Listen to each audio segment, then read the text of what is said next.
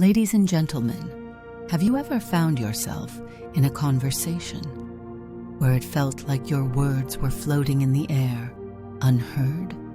Or maybe you've experienced the sinking feeling that despite being together, you and your partner were living on different planets? Relationships, especially marriage, can sometimes feel like a roller coaster ride, full of highs and lows, joy and frustration. Today, I want to talk about something that can transform the way we connect with our loved ones and ourselves: communication. We've all been there, right? The arguments that start over something small but escalate into all-out wars, the misunderstandings that seem to stack up like a never-ending pile of laundry. It's exhausting. But here's the good news. Effective communication can be the bridge that brings us back together, the heart of the matter. When marriages fail, it's often not because of a lack of love, but rather a lack of effective communication. Think about it. How often do we truly listen to each other? Listening is more than just waiting for your turn to speak. It's about being fully present and engaged. Let's consider an example. Picture a couple, Sarah and John. They both love each other dearly, but find themselves stuck in a cycle of blame and hurt feelings.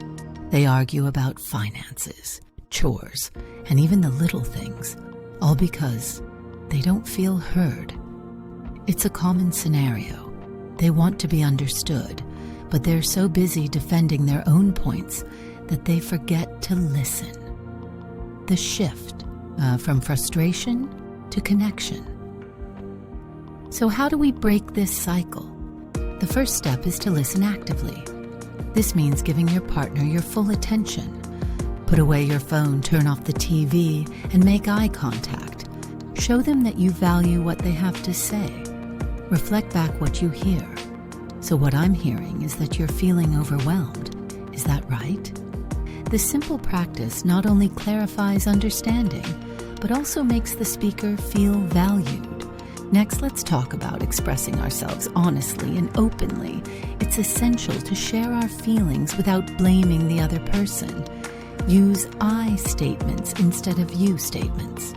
For instance, instead of saying, "You never listen to me," try, "I feel unheard" when we're having discussions.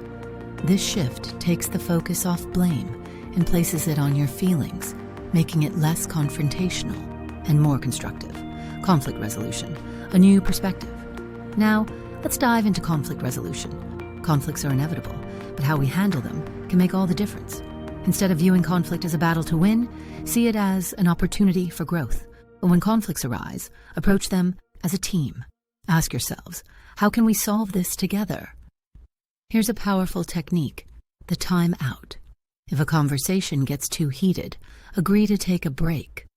It's perfectly okay to say, "Let's pause and revisit this in an hour." This allows both parties to cool off, reflect, and come back with a clearer mindset. Also, embrace the idea of compromise. Relationships require give and take. You may not always get your way, but when both partners are willing to meet in the middle, it strengthens the bond and fosters respect.